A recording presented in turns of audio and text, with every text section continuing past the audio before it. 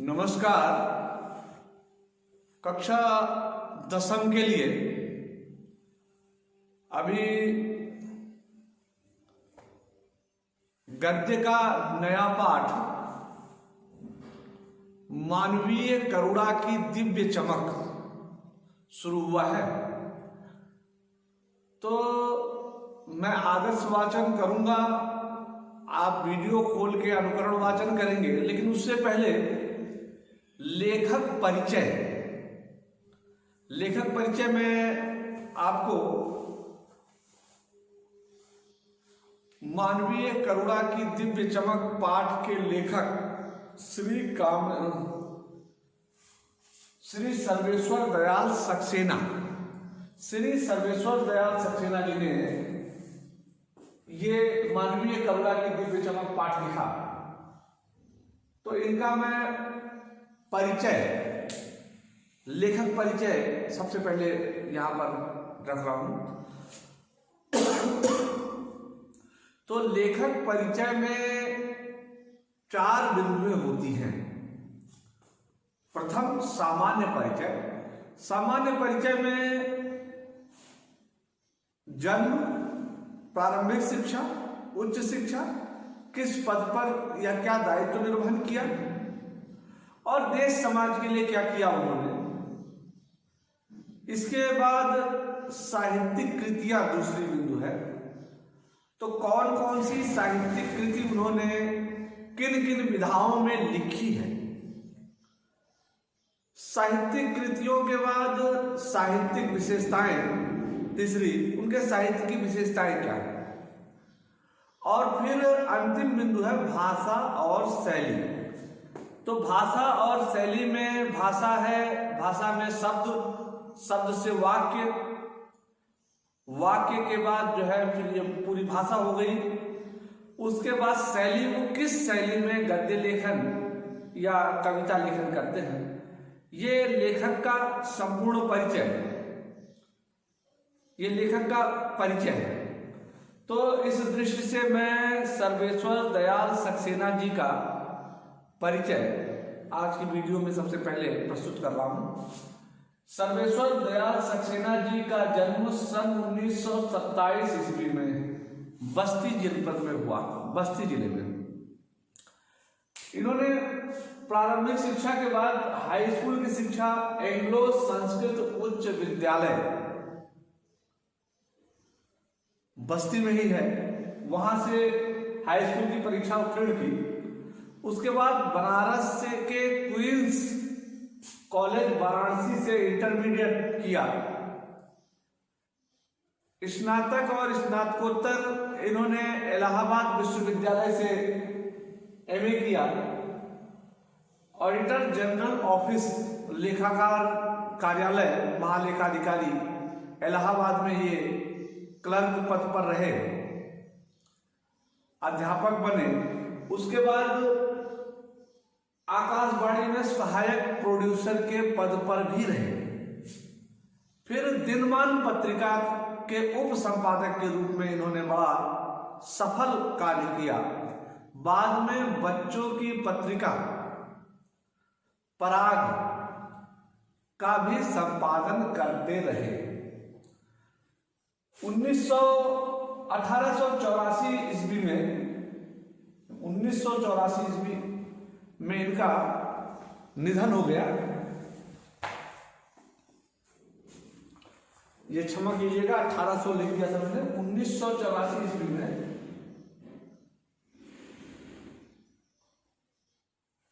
इनका निधन हुआ।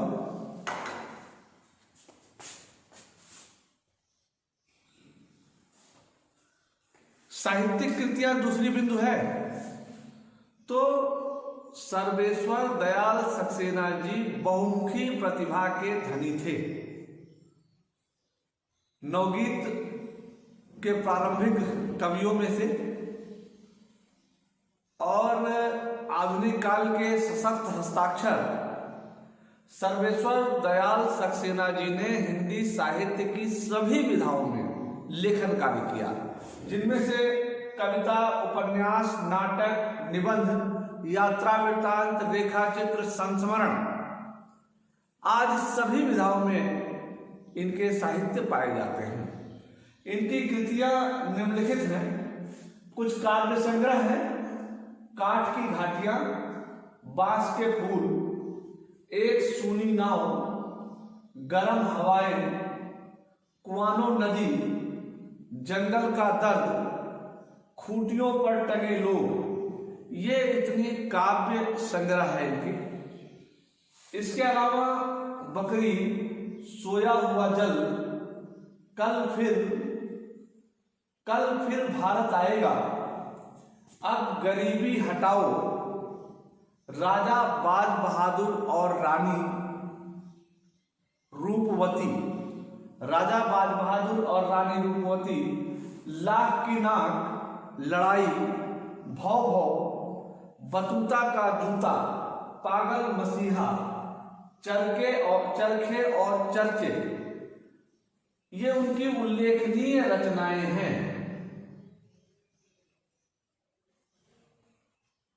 साहित्यिक विशेषताएं, अंतिम बिंदु, तीसरी बिंदु है साहित्यिक विशेषताएं। तो इनकी साहित्य की विशेषता यह है कि इन्होंने जो देखा उसको बड़े कलात्मक ढंग से लिखा। समाज में व्याप्त विषमताओं पर करारी चोट की, छुआछूत और जाति पात पर भी इन्होंने कुठाराघात किया। तो ये इनकी साहित्यिक विशेषताएं थी। भाषा और शैली, तो इनकी भाषा सरल है। क्यों? एक तो छोटे छोटे शब्दों का, संस्कृत के तत्सम शब्द, छोटे छोटे तद्भव शब्द, और इनकी भाषा में विदेशी भाषा के शब्द भी स्वाभाविक रूप से आते हैं। जैसे इसी पाठ में मानवीय करुणा की दिव्य चमक में हम देखते हैं, इन्होंने शुरुआत ही की है, फादर को जहरबाद से नहीं मरना चाहिए था। तो फादर आंग्ल भाषा का शब्द है, जहरबाद उर्दू का शब्द है।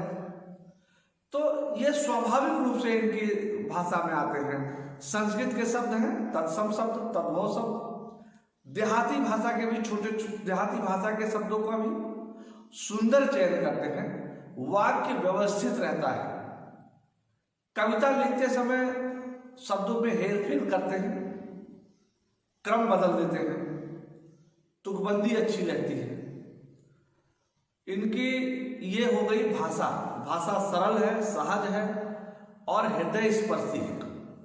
शैलियां इनकी रोचक, कोमल कांत पदावली में रोचक शैली, सूक्तिपरक शैली, एक सूक्त लिखेंगे उसकी व्याख्या करते रहते हैं।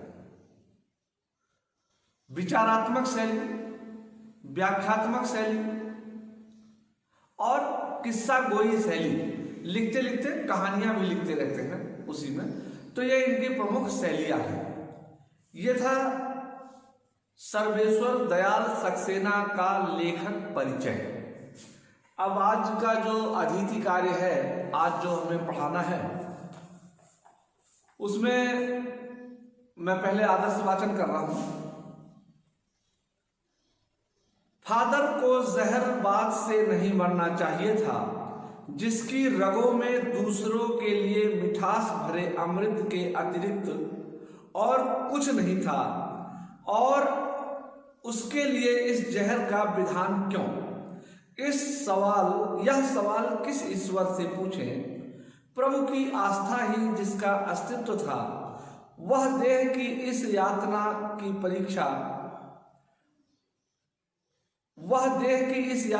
परीक्षा की उम्र की आखिरी देहरी पर क्यों दे? ये वाक्य गलत है इसमें। वह देह की इस यातना की परीक्षा उम्र की आखिरी देहरी पर क्यों दे? एक लंबी पादरी के सफेद चोगे से ढकी आकृति सामने है। गोरा रंग, सफेद छाई मारती हुई भूरी दाढ़ी, नीली आंखें, बाहें खोल गले लगाने को आतुर, इतनी ममता, इतना अपनत्व इस साधु में अपने हर एक प्रियजन के लिए उमड़ता रहता था। मैं 35 साल से इसका साक्षी था। तब भी जब वह इलाहाबाद में थे, और तब भी जब वह दिल्ली आते थे। आज उन बाहों के दबाव मैं अपनी छाती पर महसूस करता हूँ। फादर को याद करना एक उदास शांत संगीत सुनने जैसा है।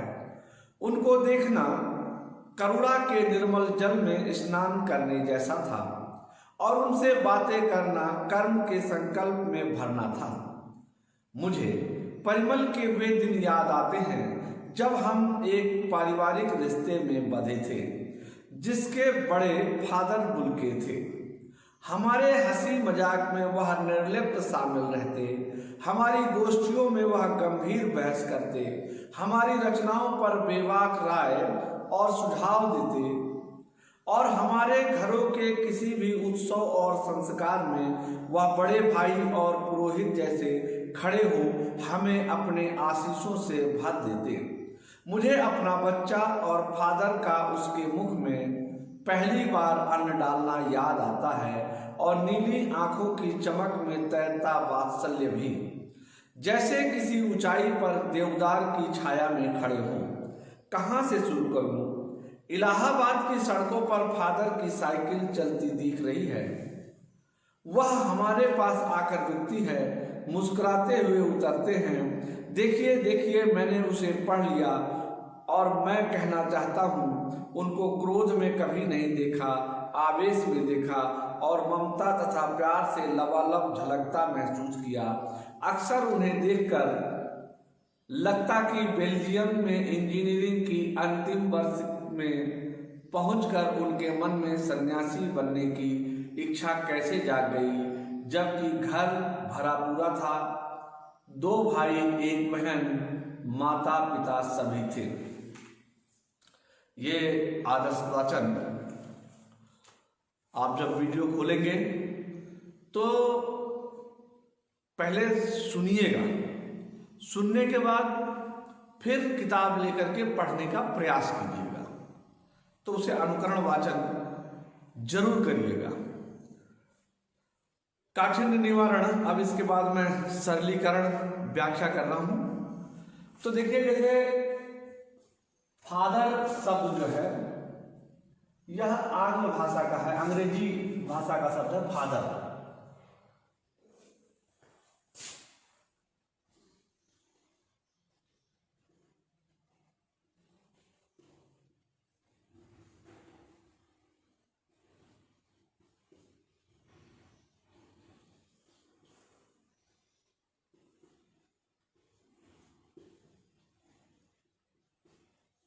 फादर पिता को कहते हैं। फादर को जहरबाद से नहीं मरना चाहिए था।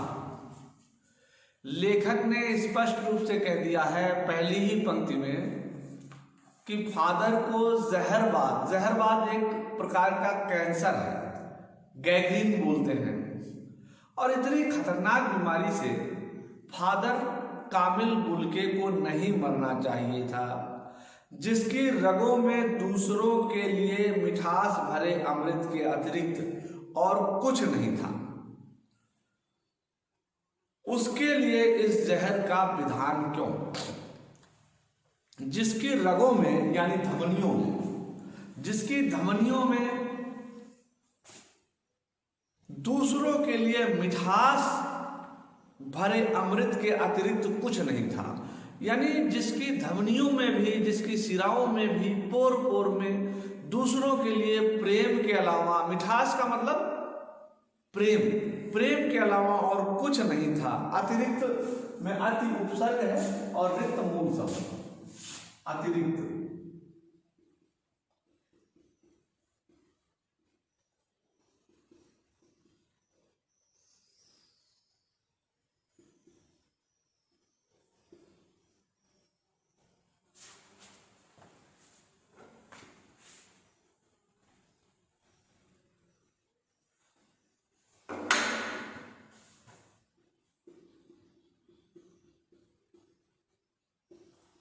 जिसकी रगों में दूसरों के लिए प्रेम ही था और उसके अलावा कुछ नहीं था, उसके लिए इस जहर का विधान क्यों? ऐसे श्रेष्ठ आत्माओं के लिए जहर जैसी बीमारियों से, गैंग्रीन जैसी बीमारियों से मरने का विधान क्यों किया गया? यह सवाल मैं किस ईश्वर से पूछूं? कौन ईश्वर है जिनसे मैं यह सवाल करूं? प्रभु की आस्था ही जिसका अस्तित्व था। जो फादर कामिल बुल्के अपने अस्तित्व को प्रभु की आस्था के रूप में ही जानते थे, यानी जिनके अस्तित्व में के कण कण में, पोर पोर में ईश्वर की आस्था थी, वह देह की इस यात्रा की परीक्षा की आखिरी देहरी पर क्यों दे रहा है?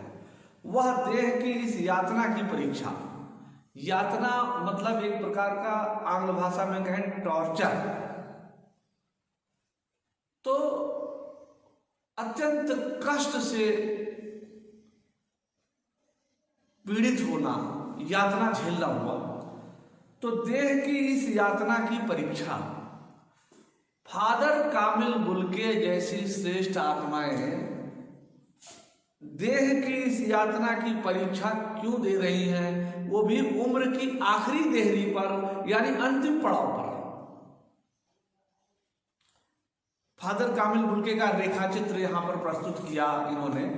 रेखा चित्र का मतलब होता है शब्द चित्र, शब्दों के माध्यम से चित्र, यानी इस प्रकार से शब्द सृजन किया है वाक्य में कि जिसे देखने, जिसको पढ़ने से और सुनने से हमें फादर कामिल बुल्के के व्यक्तित्व, उनके किस प्रकार से थे, उनका चेहरा कैसा था, वो पूरा किस प्रकार से दिखाई पड़ते थे, इन चंद पंक्तियों में स्पष्ट हो जाएगा। यानी फादर कामिल बुल्के के बारे में सर्वेश्वर दयाल सक्सेना जी ने शब्दों के माध्यम से चित्र प्रस्तुत किया है। इसी शब्द चित्र को रेखा चित्र कहते हैं साहित्य में।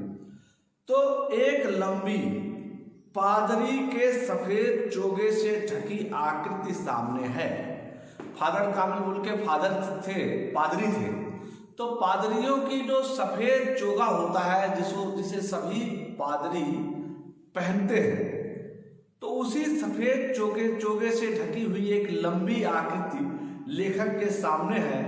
उनका रंग गोरा था, सफेद झाई मारती हुई भूरी दाढ़ी जो थी भूरी थी, रंग गोरा था।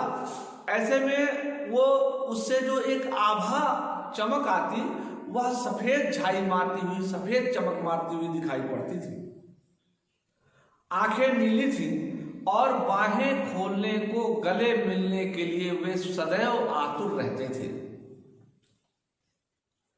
इतना ममता, इतनी ममता, इतना अपनत्व। ममता शब्द में मम मूल शब्द है और तो प्रत्यय है। मम शब्द संस्कृत का है, ता प्रत्यय हिंदी का लग गया। ममता, स्नेह, मोह,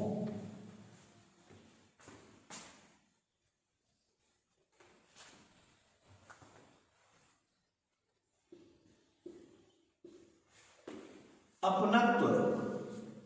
अपनत्व शब्द अपना निजवाचक सर्वनाम है और तो प्रत्यय लग गया, अपनत्व भाववाचक संज्ञा हो गई। तो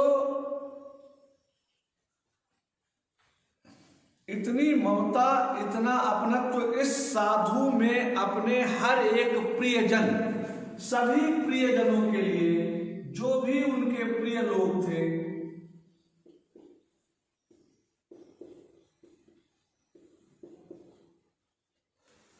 जो भी उनके प्रिय लोग थे, उन सभी प्रियजनों के लिए उनके हृदय में अपनत्व थी, ममता थी। मैं 35 साल से इसका साक्षी हूं। साक्षी शब्द जो है ये साक्षात दर्शन करने वाले, यानी 35 वर्षों तक लेखक ने इस बात को साक्षात दर्शन किया, यानी उनके साथ साक्षात रूप से अनुभव किया, देखा कि उन्हें अपने सभी प्रियजनों के प्रति उनमें बहुत ममता थी, बहुत स्नेह था। जब वह इलाहाबाद में थे और तब भी जब वह दिल्ली आते थे, आज उनकी बाहों का दबाव मैं अपनी छाती पर महसूस करता हूं। तो जब लेखक कहता है आज भी उनकी बाहों का दबाव मैं अपनी छाती पर महसूस करता हूं, तो वो कहना चाहता है कि इतना दिल खोल करके, इतनी स्वच्छंदता से, इतने प्रेम से वो मिलते थे कि उसमें मिलने में एक ताकत, एक दबाव होती थी। जब भी अपने किसी प्रियजन से मिलते थे तो बड़ी जिंदा दिली के साथ मिलते थे। फादर को याद करना एक उदास शांत संगीत सुनने जैसा है। अब देखिए ये सूक्ति है, फादर को याद करना उदास शांत संगीत सुनने जैसा है। इसको ध्यान से सुनिएगा। याद करना कैसा है? उदास शांत संगीत सुनने जैसा है।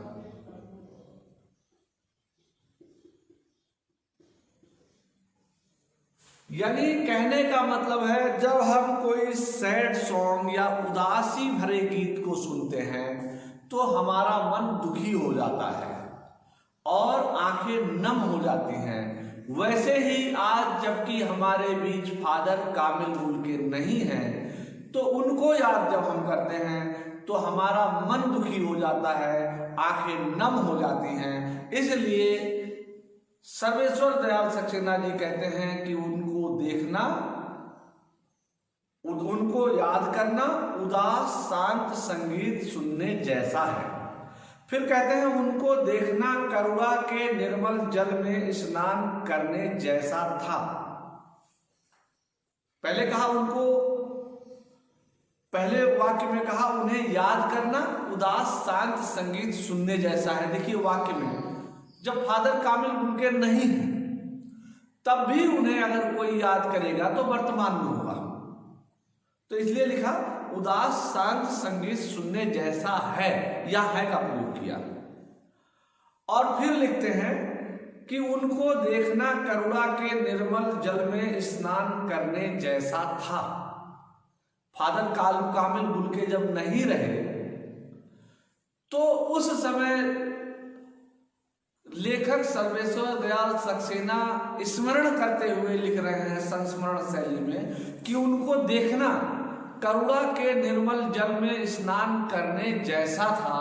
यानी जब वे उनके साथ रहते थे तो उन्हें जब देखते थे तो उनको ऐसा आभास होता था कि करुणा के करुण निर्मल जल में स्नान किया। इसका मतलब क्या हुआ कि फादर कामिल गुल के करुणा से युक्त व्यक्तित्व था, उनका करुणा से पूरित व्यक्तित्व था, और इसीलिए लेखक को लगता है कि उनको देखना करुणा के निर्मल जल में, निर्मल, निर मतलब नहीं, मल मतलब मल, निर्मल उपसर्ग है, निषेध है, और मल उपसर्ग है, मल मूल शब्द है, मल मतलब गंदगी। यानी जहां गंदगी नहीं, तो जहां गंदगी नहीं वहां पवित्रता, यानी पवित्र जल में स्नान कर लिया। उनका व्यक्तित्व इस प्रकार से था, इतना अधिक करुणामयी था कि उनको देखने पर लगता था जैसे देखने वाले ने पवित्र जल में स्नान कर लिया हो। उनसे बातें करना कर्म के संकल्प से भरना था, और चूंकि उनका पूरा जीवन, उनका व्यक्तित्व, उनका कर्तृत्व कर्म से भरा था, कर्म योग से भरा था, सतत कर्म करते रहते थे। इसलिए लेखक कह रहा है कि उनसे बातें करना, जब भी उनसे बातें करता तो लगता था कि कर्म के संकल्प से, जो उनसे बातें कर लेता एक बार तो वह खुद स्वयं भी उनसे प्रेरित होकर के कर्म करने का, सतत कर्म करने का संकल्प करता था। मुझे परिमल के वे दिन याद आते हैं। अब ये प्रश्न आता है कि परिमल क्या है? तो परिमल जो है, ये ध्यान दीजिएगा, ये भूल जाते हैं बच्चे। परिमल एक साहित्यिक संस्था है, साहित्यिक संस्था। इसी संस्था में लेखक और फादर कामिल गुल के और वहां के तमाम साहित्यकार एक साथ इकट्ठा होते थे। तो मुझे परिमल के वे दिन आज याद आते हैं जब हम सब पारिवारिक रिश्ते में बंधे थे। हम सब यानी लेखक और उसके साथ और जो साहित्यिक लोग थे वो सब एक पारिवारिक रिश्ते में, परिवार जैसे, रिश्तेदार जैसे आपस में रहते थे। और उनमें जो बड़े थे वह फादर कामिल बुल्के थे। हमारे हंसी मजाक, हंसी और मजाक ये समासिक शब्द है, द्वंद्व समास है इसमें। हमारे हंसी मजाक में वह निर्लिप्त शामिल रहते। अब देखिए, निर्लिप्त शब्द का मैंने जो यहां पर अर्थ लिखा है वो बिना लिप्त हुए, बिना लिप्त हुए। लेकिन इतने से आपको समझ में नहीं आएगा निर्लिप्त है क्या। वास्तव में इसको निर्लेपा, अलेपा, बहुत सारे उसमें साहित्यकारों ने प्रयोग किया है। इस शब्द का कबीरदास भी बहुत प्रयोग करते हैं और इस शब्द को गीता में भगवान श्री कृष्ण ने भी प्रयोग किया है। तो निर्लिप्त का मतलब हुआ लिप्त होते हुए भी मुक्त रहना। निर्लिप्त, निर्ल मतलब नहीं, लिप्त मतलब लिप्त। लेकिन ये इसका जो शाब्दिक अर्थ है ये उचित अर्थ नहीं है। ये अर्थ, इसका उचित अर्थ ये होगा कि लिप्त तो थे लेकिन मुक्त थे। ऐसा विरोधाभास दिखाई पड़ता है। लेकिन सच यही है कि जब हम किसी कार्य को, जिस भी कार्य को हम करते हैं और अपनी सत्ता को ना मान करके परमात्मा की सत्ता पर समर्पित करते हैं तो वहां निर्लेपा होता है, वहां निर्लिप्त होता है। जो भी कार्य मैं कर रहा हूं, अगर मैं कर रहा हूं तो मैं लिप्त हूं। अगर मेरे द्वारा हो रहा है, करने वाला कोई और है, तो निर्लिप्त रहता है। अब ये देखिए कि लेखक के साथ किस प्रकार से निर्लिप्त भाव से रहते थे। निर्लिप्त शामिल रहते, शामिल तो रहते थे लेकिन लिप्त होते हुए भी उनसे मुक्त रहते थे। वो लिप्त थे लेकिन मुक्त थे।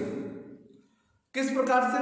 हमारी गोष्ठियों में वह गंभीर बहसें करते, गंभीर विषयों पर अपने विचार देते थे, हमारी रचनाओं पर बेबाक राय देते थे, बिना निर्भीकता के कुछ नहीं, स्पष्ट रूप से अपने विचार देते थे, सुझाव देते थे। और हमारे घरों में किसी भी उत्सव और संस्कार में बड़े भाई और पुरोहित जैसे खड़े हो हमें अपने आशीषों से भर देते थे। तो जब वो कहते हैं निर्लिप्त रहते, शामिल रहते थे और हंसी मजाक में भी रहते थे, लेकिन सब हंसते, एक दूसरे को छेड़ते, हंसते, मजाक करते, वहां पर ये हंस जरूर लेते, लेकिन कभी भी इन्होंने किसी को छेड़ा नहीं, कभी भी इन्होंने किसी को मजाक का या हंसी का पात्र नहीं बनाया। और यही उनकी निर्लिप्तता थी, यानी लिप्त रहते हुए भी मुक्त रहते थे। हमारी गोष्ठियों में गंभीर बहसें करते, हमारी रचनाओं पर बेबाक राय देते। जैसी भी रचना है, अच्छी लगी तो अच्छी, नहीं अच्छी तो लगी तो नहीं अच्छी, और अच्छी नहीं लगी क्यों नहीं अच्छी लगी, कहाँ पर अच्छी नहीं लगी, कहाँ क्या सुधार किया जा सकता है, स्पष्ट रूप से बोलते थे, सुझाव भी देते। और घरों में जो उत्सव होते, कोई भी उत्सव, त्योहार, संस्कार आदि में बड़े भाई, भाई संज्ञा है, जातिवाचक संज्ञा, बड़ा विशेषण हो गया, बड़े भाई और पुरोहित जैसे खड़े रहते थे, अपने आशीषों से हमें भर देते थे। मुझे अपना बच्चा और फादर, उसके मुख में पहली बार अन्न डालना याद है। अन्नप्राशन संस्कार हमारे हिंदू धर्म में होता है, तो उस संस्कार में उन्होंने फादर कामिल बुल्के को बुलाया और पहली बार अन्न किसने डाला उस बालक, इनके बेटे के मुख में? फादर कामिल बुल्के ने। और लेखक कहता है मुझे वह याद है, और नीली आंखों की चमक में तैरता वात्सल्य भी। देखिए, फादर कामिल बुल्के की आंखें नीली थी। कभी प्रश्न आता है उनकी आंखें किस रंग, कैसी थी? तो नीली आंखें थी, लेकिन उस आंख में वात्सल्य रस का जो सुंदर समावेश देखा लेखक ने, वह कह रहा उसका मैंने आज भी स्मरण है, मुझे आज भी उस स्मरण है, जैसे वो किसी ऊंचाई पर देवदार की छाया में खड़े हो, किसी विशाल बड़े उत्तुंग ऊंचे देवदार वृक्ष की ऊंचाई पर खड़े हो और हम सब नीचे। तो आज के लिए सिर्फ इतना ही, लेकिन परिचय, आपको लेखक परिचय लिखना है। लेखक परिचय में मैंने भाषा और शैली छोड़ी है, लेकिन यहां बताया है। बाकी चीजें मैंने सूत्र रूप में लिखे हैं, इन्हें आप पूरा लिखेंगे इसी तरीके से। इसके अलावा अतिथि कार्य में जो कुछ चीजें लिखी है मैंने, उपसर्ग प्रत्यय मूल शब्द, उपसर्ग मूल शब्द प्रत्यय, और उर्दू भाषा के शब्द, अंग्रेजी भाषा के शब्द, पुनरुक्त शब्द, इन सब का अर्थ, इसे भी आज आप अपने कॉपी पर, पुस्तिका पर लिखेंगे। आज के लिए इतना ही, तब तक के लिए धन्यवाद।